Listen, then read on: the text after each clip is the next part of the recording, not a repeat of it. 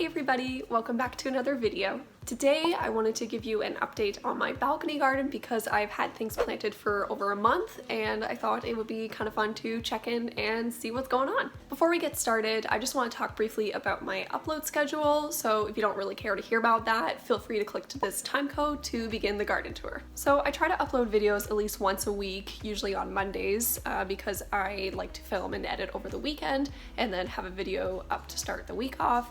But as you've probably noticed over the past couple weeks, I haven't been the most consistent with my schedule. Some weeks I just get really busy with work, or last week I had really bad headaches due to the weather, and some weeks I'm just not having the greatest mental health weeks, so I don't really have the motivation to film anything. I started this YouTube channel not just because a friend suggested that I do so, but also gardening and plants is something that really helps me with my mental health, and I really enjoy being able to share that interest with people and talk to people about it. I really enjoy talking about plants and gardening and watching things grow because I find it so rewarding, and I'm just really passionate about sharing my interests in that particular subject with other people, so that's kind of why I do this. Even though I'm by no means a big YouTube channel, I am a very, very tiny YouTube channel, I still try to have a consistent upload schedule because I find, it always gives people something to come back to, and then hopefully over time I can grow that audience. But if I'm not having a great week,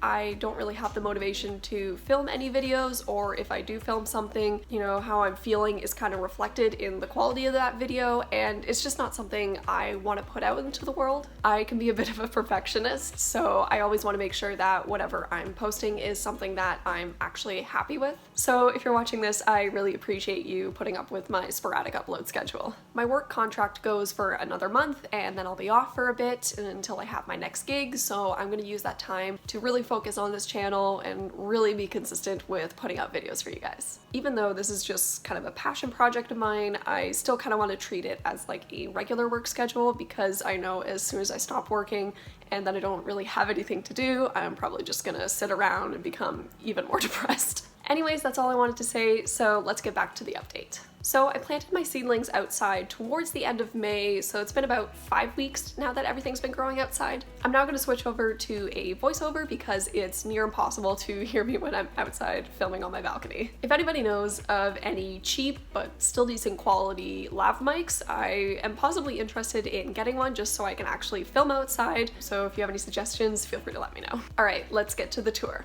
Alright, welcome to voiceover Jenny. As you can see, our balcony is looking a lot more full than it was in the balcony makeover video. Everything is so lush and green, and it feels like a little jungle when we sit outside, so I absolutely love it. First, I want to show you something that I am so proud of, my Resurrected Basil. In my last video, I talked about how my basil transplants weren't doing so well after I moved them outside, but as you can see here, we've got 4 healthy looking basil plants. Only one completely died, and another is kind of struggling to stay alive, but overall, everything is looking good. Here we have our spinach, and I know what you're thinking, that's some weird looking spinach. Well, what you're seeing here is spinach that has bolted. Bolting means that a plant prematurely starts flowering and producing seeds, usually making whatever leaves it produces bitter or unusable. It often happens when a plant is under stress, with the most common cause being a change in temperature. Over the past month, we've had a couple of heat waves, and since spinach is a cold weather crop, it freaked out and decided it was time to start producing seeds. This has inspired me to do a whole video on bolting, so make sure you stay tuned for that. Here we have our cherry tomatoes. They've grown a lot since the last time you saw them, and they're starting to flower, which means we'll start getting some tomatoes very soon.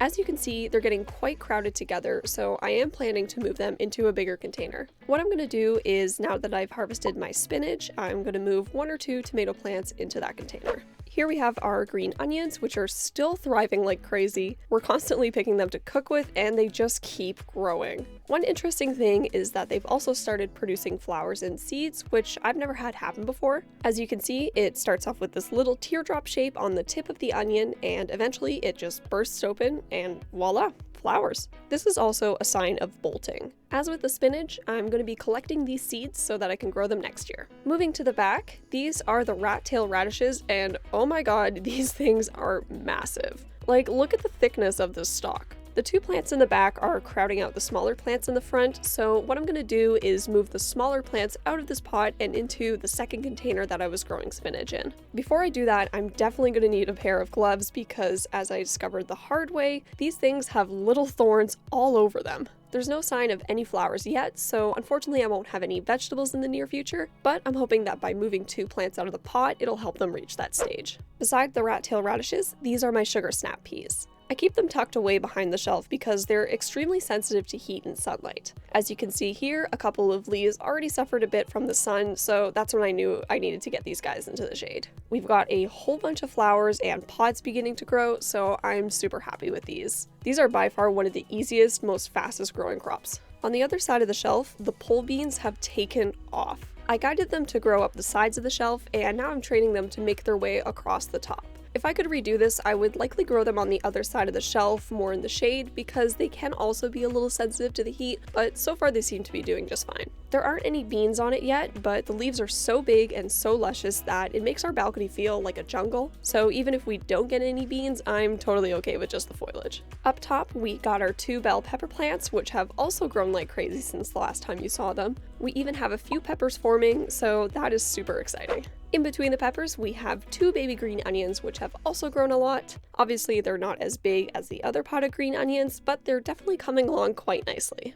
And here we have some beautiful strawberries. Some of them look a little weird, but that's okay. I love them all anyways. There's nothing better than the taste of fresh Ontario strawberries this time of year, so I absolutely love growing these. Beside the strawberries is a little bok choy plant that I regrew from a scrap. If you want to know how to regrow your vegetable scraps, I made a whole video about that and I'll link it down in the description. As you can see, I got quite a few more leaves out of it and it's also started flowering. Bok choy also prefers colder temperatures and it wilts easily when it's out in the sun, so I'll be harvesting this soon. We've also got all this fluffy dill. I've noticed that whenever I grow dill, it always looks very misleading in the beginning because it looks like you're not going to get a ton of dill, but then all of a sudden, boom, it just explodes and you have so much of it. Beside the dill is the Swiss chard, which is also coming along nicely. The reason why the dowels are kind of in at a weird angle was because I was trying to support the leaves as they were growing and some of the stems were kind of growing in all wonky, so that's why they're like that. The biggest leaf unfortunately has a bit of a break in it, so I'm not too sure what I can do to save it, so I might have to harvest it soon,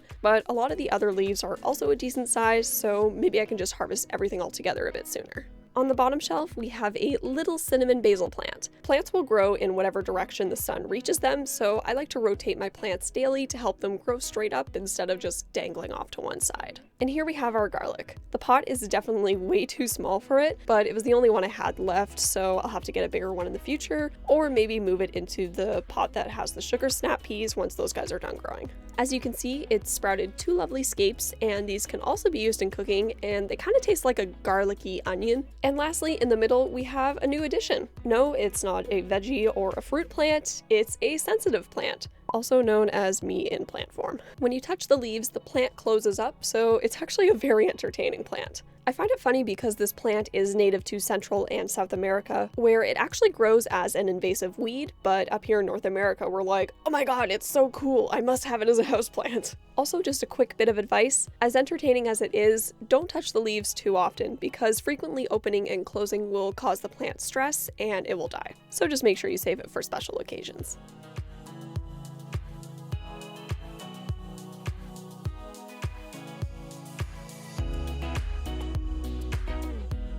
And that concludes the June update for my balcony garden. I'm thinking of doing these videos once a month at the end of each month just to kind of check in and show you guys the progress that everything has made. There are definitely a lot of things that I need to change and move around on my balcony, so in the next update, things will probably look a little different. I'm curious to know if you started a garden, how's everything going? Or should I say, how's everything growing? Feel free to let me know down in the comments. That's all I have for you guys today, so make sure you stay tuned for other videos that are coming out and also the next garden update at the end of July. Like and subscribe, I'll see you later. Bye!